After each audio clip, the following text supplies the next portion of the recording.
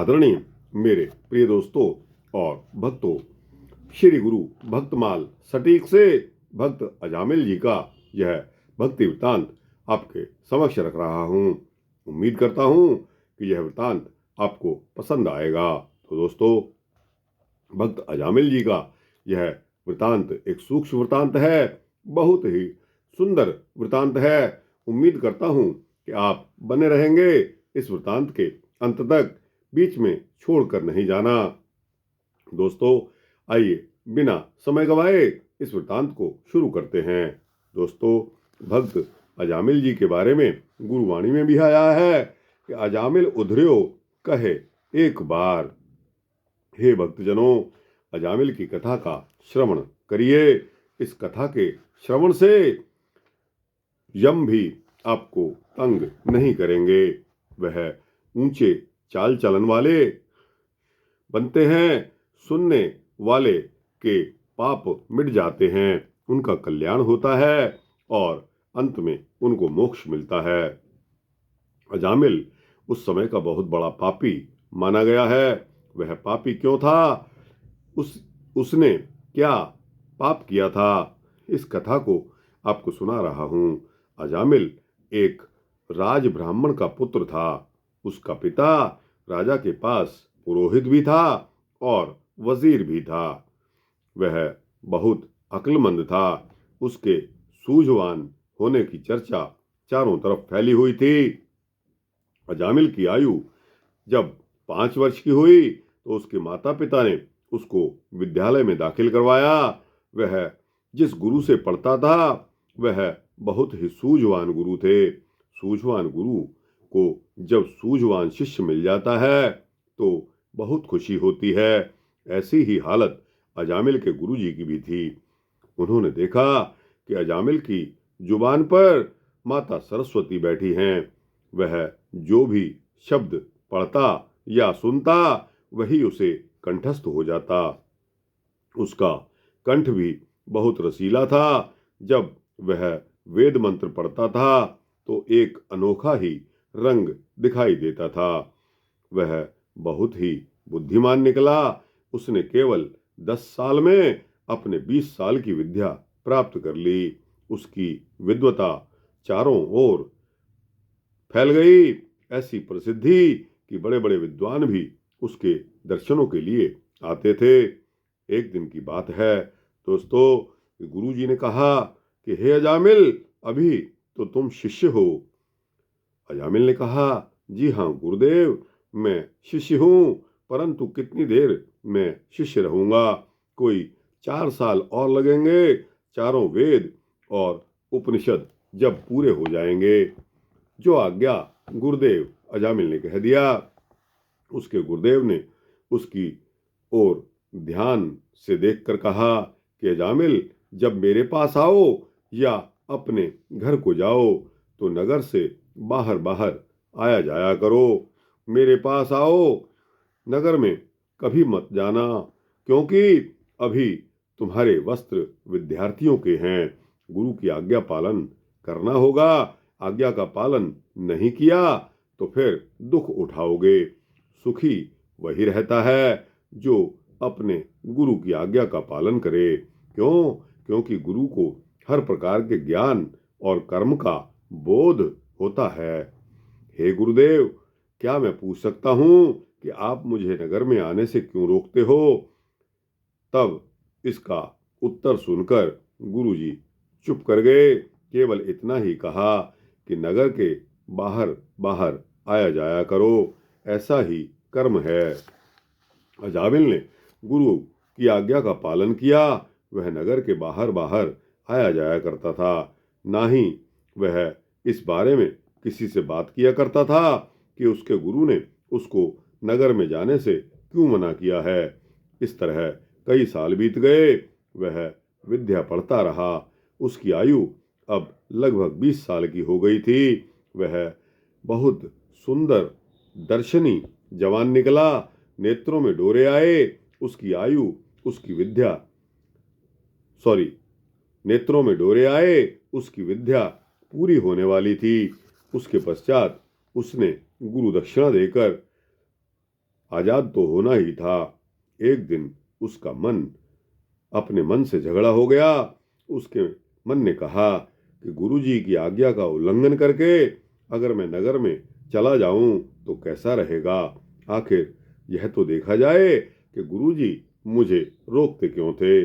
उसने एक मन का यह भी सोच थी, कहना था कि अजामिल गुरु की आज्ञा का पालन नहीं करेगा तो फिर नरक का भागी बन जाएगा, बहुत दुख होगा और दुख भोगना भी पड़ेगा। फिर भी अजामिल ने ठान लिया कि देखा जाएगा। अजामिल ने मन को सुदृढ़ करके अपने गुरु के पास से उठकर उस मार्ग को छोड़कर जिससे वह रोज आया जाया करता था, अनदेखे रास्ते से नगर में से चल पड़ा।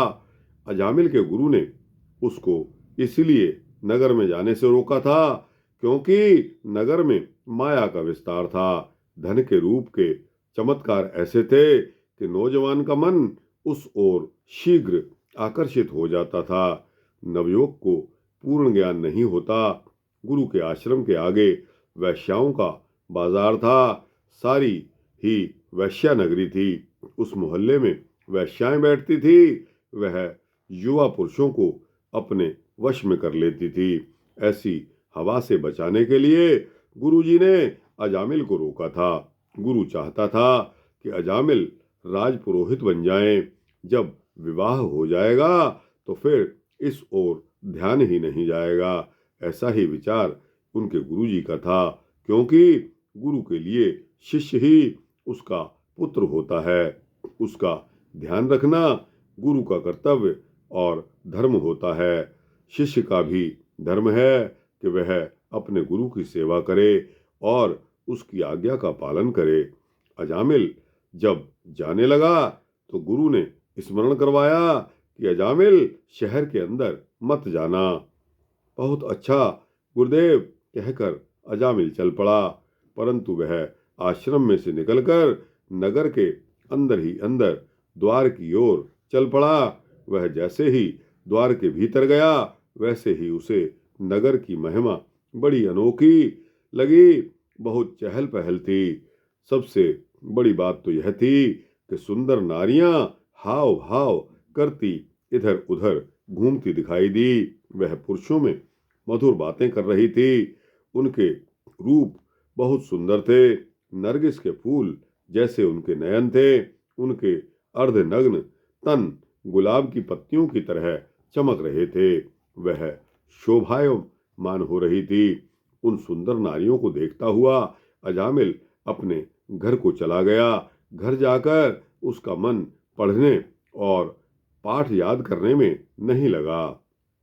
उसका मन अब बेचैन हो चुका था। उसने जो कुछ भी देखा था वही उसके सामने आकर घूम रहा था। जब रात को नींद नहीं आई तो वही सपने आते रहे जो उसने नगर में देखे थे। सुबह उठकर स्नान किया। जब गुरु के पास गया तो गुरु ने उसकी आंखों में लाली देखी और पूछ लिया कि अजामिल क्या रात को सोए नहीं, क्या बात है। तब अजामिल ने उत्तर दिया कि नहीं गुरुजी, सोया था। आंखें लाल और मन उखड़ा सा क्यों है? पता नहीं गुरुदेव, नगर से बाहर बाहर गया था, बाहर बाहर आया था। अजामिल ने पहले तो गुरु की आज्ञा का उल्लंघन कर दिया और बाद में दूसरी एक और भूल कर दी कि गुरु जी से झूठ बोल दिया। उसने झूठ बोलते हुए कहा कि गुरुदेव बाहर बाहर गया था। वह झूठ बोला, इसलिए उसकी आत्मा कांपी, परंतु वह झूठ बोल चुका था। उस दिन पढ़ने में मन नहीं लगा तो दो दोष हो गए। अजामिल के मन पर बहुत भार आ चुका था। दूसरा, उसकी आंखों के सामने नगर के नज़ारे थे। वह पाठ को पढ़ने नहीं दे रहे थे। जैसे तैसे उसने समय व्यतीत किया। जब छुट्टी मिली तो फिर उस नगर के रास्ते ही चल पड़ा। उस नगर की वासना भरी महिमा को देखता रह गया। देखता देखता वह घर चला गया। इस प्रकार 10-12 दिन व्यतीत हो गए। वह नगर आता जाता रहा। नारी रूप लीला से उसके युवा को मन को नारी रूप लीला ने उसके युवा मन को प्रभावित कर दिया। जादू जैसा असर उसका मन अब डगमगाने लगा। जब मन डगमगा जाए तो मनुष्य शीघ्र ही विफलता से उसका शिकार हो जाता है। एक दिन एक रूपवती नवयौवना अभी खिलती जवानी, जिसकी उम्र लगभग 16-17 वर्ष की आयु वाली वैश्या ने उसका बाजू पकड़ लिया। उसे जाल में फंसाकर पाप कर्म की तरफ लगा दिया। वह अधिकतर समय उसके पास बैठा रहता। वह भोग विलास में डूब गया और फिर घर चला गया। घर उसे पराया पराया सा लगने लगा। उसकी आंखों में नींद नहीं आई। सुबह पढ़ने के लिए गुरु आश्रम में समय पर नहीं पहुंच सका। पहले ही अजामिल ने मंदे यानी कि गलत काम शुरू कर दिए थे। एक गुरु की आज्ञा की अनाज्ञा अवज्ञा का और दूसरा गुरुजी से झूठ बोलना। उसने 2 पाप कर दिए। एक जूठन खाई और पराई नारी का गमन करना। वह वासना की तरफ बढ़ गया। वैश्या का झूठा भोजन भी खाने लगा। इस तरह ही महादोषों ने उसकी बुद्धि को भ्रष्ट कर दिया। वह गुरु के पास जाता, लेकिन मन भटकने से वह किसी प्रकार की भी शिक्षा प्राप्त नहीं कर सकता था। उसका मुंह सूझवान गुरु यह सब कुछ जान गया, लेकिन अपने मन की तसल्ली करने के लिए एक दिन अपने शिष्य अजामिल के पीछे पीछे चल पड़ा। उसने अपनी आंखों से देख लिया कि उसका बुद्धिमान शिष्य अजामिल एक वैश्या के दर पर चला गया। वह वापस लौट आया और बहुत बेचैन रहा। अगले दिन जब अजामिल आया तो गुरुजी ने उससे कहा कि अजामिल, इस आश्रम से चले जाओ। तुमने जो कुछ पढ़ना था वह पढ़ लिया। यह कहकर गुरुजी ने अजामिल को भेज दिया। तदुपरांत गुरु ने अजामिल के पिता को बुलाकर कहा, आप अजामिल का विवाह कर दें। इसका अब कुंवारा रहना योग्य नहीं है। अजामिल का पिता राजपुरोहित तो था ही। राजपुरोहित होने के कारण उसके लिए अजामिल का विवाह करना कोई मुश्किल कार्य नहीं था। उसने शीघ्र ही अजामिल के लिए योग्य कन्या देखकर उसे परिणय सूत्र में बांध दिया। अजामिल का अब विवाह हो गया। उसके घर एक सुंदर सुशील गुणवंती और तेजवान दुल्हन आ गई। लेकिन अजामिल का मन अब भी चंचल ही था। वह अपनी पत्नी से संतुष्ट और तृप्त नहीं हुआ। वह वैश्या के द्वार पर फिर से जाने लग गया, परंतु उसका वैश्या के पास जाना छिपा नहीं रह सका। इसका सबको पता चल चुका था। उसकी धर्मपत्नी ने काफी यत्न किए, प्रयास किए कि वह उसके पास ही रहे। 16 श्रृंगार भी किए। नृत्य तथा संगीत से उसे प्रसन्न रखने का प्रयास भी किया, लेकिन अजामिल का मन पापी ही रहा। वैश्या की जूठन और शराब ने उसकी बुद्धि को भ्रष्ट कर दिया था। उसकी सत्यवती पत्नी अनेक प्रयास करके हार गई। एक दिन की बात है कि अजामिल का पिता परलोक गमन कर गया। उसके पश्चात राजा ने अजामिल को राजपुरोहित बना दिया। राजपुरोहित बनने पर उसकी जिम्मेदारी अब और भी बढ़ गई। वह धर्म समाज और राज्य का अध्यक्ष बन गया। धन दौलत काफी बढ़ गई। किसी बात की कमी नहीं रही। तब भी उसने नहीं सोचा। वह सोचता भी कैसे। 5 दोष उसके ऊपर लग चुके थे।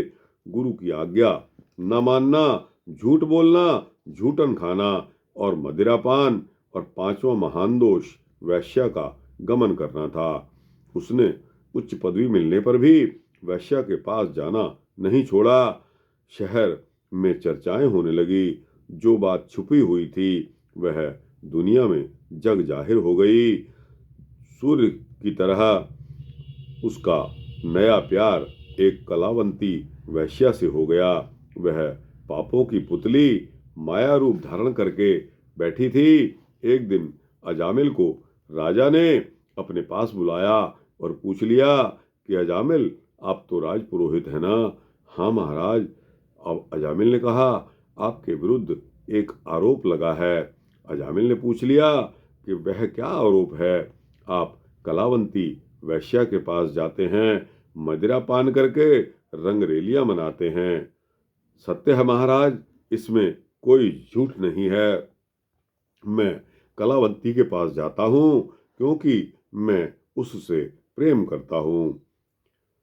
तब राजा ने कहा कि क्या तुम्हें यह नहीं मालूम कि कोई भी पंडित ऐसा कर्म नहीं कर सकता जिससे राज में बदनामी का कारण बने और जिसका देश की प्रजा पर बुरा असर पड़े। तब अजामिल ने कहा कि यह भी पता है मुझे। लेकिन राजा ने पूछा कि फिर कलावंती के पास क्यों जाते हो? क्या तुमने अपनी ही बदनामी स्वयं नहीं सुनी? तब अजामिल ने कहा कि सुनी तो है, लेकिन मैं विवश हूँ। मैं कलावंती को छोड़ नहीं सकता। उसके रूप ने मुझे मोह लिया है। अजामिल और आगे बढ़ गया। वह निर्लज्ज भी हो गया, क्योंकि जिसके पास निर्लज्जता आ जाए उसके पास कुछ भी नहीं रहता। निर्लज्जता सबसे महान दोष और पाप है। राजा बुद्धिमान था। उसकी आयु अजामिल के पिता के बराबर की आयु थी। वह जान गया कि उसका राजपुरोहित पापों का भागीदार बन गया है। पाप इसको अच्छे लग रहे हैं। उसने अजामिल से कहा कि यदि आपकी बात सही है तो वह आपको अपना पति स्वीकार कर चुकी है, तो उसे अपने घर ले आओ।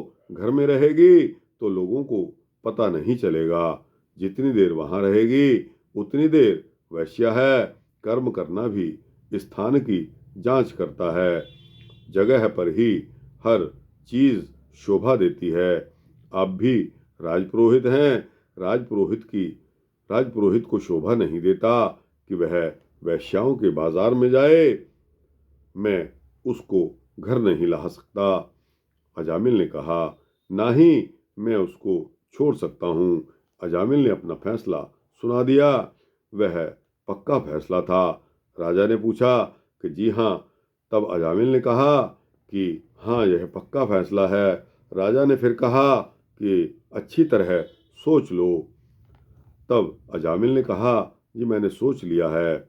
देखो अजामिल, आज तो नहीं, अभी से तुम राजपुरोहित नहीं।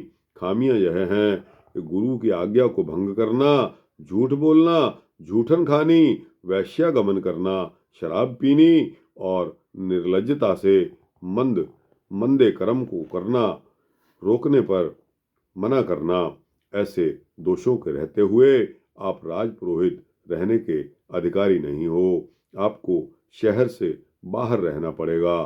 सारी जायदाद और राजमहल जो है अब आपकी पत्नी और उसके बच्चों को दे दिया जाएगा। आज के पश्चात इस शहर में मत आना। कलावंती को भी इस शहर से बाहर निकाल दिया जाता है और हुक्म दिया जाता है कि कोई अपील नहीं होगी, ना कोई साधन। चले जाइए यहाँ से। राजा के हुक्म को सुनकर राजदरबारी और अहलकार सब घबरा गए, लेकिन अजामिल पर इन बातों का कोई असर नहीं हुआ। उस समय राजदूतों ने अजामिल को धक्के मारकर बाहर निकाल दिया। उसको शहर से बाहर निकालने का हुक्म दे दिया गया। अजामिल की पत्नी ने जब यह सुना तो वह बहुत दुखी हुई, परंतु राजा के हुक्म को टालना भी अत्यंत कठिन बात थी। नगरवासी भी हैरान हुए, परंतु अजामिल को कोई रोक नहीं सका। अजामिल ने कलावंती को साथ लेकर शहर के बाहर एक झोंपड़ी बना ली। कलावंती का सारा सामान वहां पहुंच गया। गरीबों और अछूतों में रहने लगे। रात दिन भोग विलास में लगे रहे तो 4 बच्चे पैदा हो गए। उन बच्चों के लिए अन्न वस्त्र आदि की जरूरत थी। राजा का हुक्म था कि कोई भी इनकी मदद ना करे। सभी उसको अजामिल पापी कहने लग पड़े और वे चिड़िया, पक्षी, मार कर खाने लगा। नंगे रहने लगे। दुर्दशा इतनी बुरी हो गई कि वह पागलों की तरह खींच कर बात करने लग गया। शरीर रोगी हो गया, ऐसा रोगी कि जीवन की उम्मीद भी कम हो गई। जब शरीर ऐसा हो गया, उससे पहले 7 पुत्र हो गए। 7वें पुत्र का नाम उसने नारायण रख दिया। साहब श्री गुरु ग्रंथ साहब में भक्त अजामिल के बारे में एक शब्द आया है जिसके बोल हैं, पतित अजामल पाप कर जाई, कलावतनी दे रहया। गुर ते बेमुख होय कै, पाप कमावे दुर्मत दहया। बिरथा जन्म गवायन, भवजल अंदर फिरदा वहया। छिय पुत जाए वेसवा, पापां दे फल इच्छे लहया। पुत उपन्ना सतवां नाऊ, तरन नो चित उमहया। गुरु द्वारे जाए कै, गुरुमुख नाव नारायण कहया। उसने 7वें पुत्र का नाम नारायण रख दिया। दुखी होने लगा। वह पापों और दुखों का पुतला बन गया। वह सुबह जंगल को जाता और शाम को शिकार करके वापस आ जाता। कलावंती अब एक गृहिणी बन चुकी थी। 7 बच्चों की मां भी थी और रूप भी अब ढल गया। वह दुखी रहने लगी। स्त्री पुरुष का स्वभाव है कि जब दुख कष्ट तन को आए तो भगवान या नेकी याद आती है। कलावंती को पछतावा होने लगा कि उसने एक उच्च ब्राह्मण का जीवन नष्ट कर दिया और साथ में अपना भी, और पापिन बनी। अगर राजा से क्षमा मांग लेती तो इतना कष्ट नहीं पाती। झोंपड़ी के पास से कोई साधु संतों की तरफ देखती रहती। एक दिन की बात है कि देवनेत के साथ समय बन गया कि 2 साधु उसकी झोंपड़ी के पास आकर ठहर गए। वह महापुरुष बहुत ही सूझवान थे, भगवान के स्वरूप थे, मगर कलावंती के पास कुछ नहीं था जो उनको वह खाने को देती। वह वैष्णव साधु थे। अजामिल शाम को घर आया। वह चिड़िया बटेर और कबूतर आदि मार कर लाया तो कलावंती ने उस दिन उसको बनाने ना दिए। उसने कहा कि हे पतिदेव, पहले ही पता नहीं किस कुकर्म के बदले हमारी यह दशा हुई है। हमें आज मांस नहीं बनाना चाहिए। साधु वैष्णव हैं, हो सकता है कि कोई अच्छा वचन कर जाएं तो हमारे जीवन में कोई सुख का समय आ जाए। सुना है कि साधु भगवान के भक्त होते हैं। अजामिल ने बोला कि हे प्रियतमा, बात तो आपकी ठीक है, परंतु हम खाएंगे क्या और इनको क्या देंगे? मेहमान हैं, घर आए अतिथि को भोजन ना देना भी तो घोर पाप है। कलावंती ने कहा, बात तो ठीक है, इनको खाने के लिए क्या दें? हाँ, कुछ दाने हैं भुने हुए और गुड़ भी है, वह दे देते हैं। आप भी मुट्ठी मुट्ठी चबाकर संतोष से रात बिता लेना। सुबह जो होगा देखा जाएगा। अजामिल ने कहा, बात तो ठीक है, चलो ठीक है, ऐसा ही करो। दंपति ने भुने हुए चने और गुड़ साधुओं को खाने के लिए दिए। अनुरोध किया कि महाराज, हमारे पास तो यही कुछ है। हम गरीब हैं, पापी हैं, हमारे ऊपर कृपा करिए, दया करिए। हे महाराज, हमारे लिए भगवान से प्रार्थना करिए। भगवान रूप साधु ने वचन दिया कि हे अजामिल, त्रिकाल दृष्टि द्वारा हम सब जान गए हैं, आप ब्राह्मण के पुत्र थे। वासना की अग्नि ने आपकी बुद्धि सब भस्म कर दी है। ठीक है, परंतु जल्दी ही आपका कल्याण हो जाएगा। जो आपने अपने पुत्र का नाम नारायण रखा है, यह भगवान की प्रेरणा है। इसके साथ प्यार किया करो, नारायण नारायण पुकारा करो। एक दिन अवश्य नारायण आपकी पुकार को सुन लेंगे। ऐसे वचनों को सुनकर सुबह वहां से चले गए। अजामिल ने अपने पुत्र को उठा लिया और उससे प्यार करता हुआ कहने लगा कि पुत्र नारायण, आओ बेटा नारायण, रोटी खाओ नारायण, दूध पियो नारायण, ऐसी बातें करने लगा। उसकी बातें उसके मन को शांति देने लगी। कुछ प्रभु की भी ऐसी लीला हुई कि वह जो शिकार मार कर लाता वही बिक जाता, जिससे उसको पैसे भी मिल जाते और इस तरह उसे अन्न खाने को मिल जाता। उसके दिन अच्छे व्यतीत होने लगे और वह झोंपड़ी में रहकर भी सुखी महसूस करने लगा। काल महाबली है, काल की मार से कोई नहीं बचता। जो दिखाई देता है सब का सब नाशवान है, सबके काम अधूरे रह जाते हैं। जब काल आता है, काल का भारी हाथ सबके सिर के ऊपर रखा जाता है। अजामिल का अजामिल का भी काल आ गया। वह बीमार पड़ गया और बीमारी भी उसको कष्ट देने वाली। वह कष्टदायक बीमारी से दुखी रहने लगा। एक दिन की बात है कि जब आंखें बंद करते ही यमदूत उसको दिखाई देने लगे। नरक की आग जलती हुई दिखाई देने लगी। वह बहुत भयानक रूप में थी। उसकी दशा बहुत डरावनी थी। नरक की झांकी व अंतकाल नजदीक समय आया देखकर उसने बहुत ऊंची ऊंची आवाज में पुकारा कि नारायण आओ, नारायण आओ।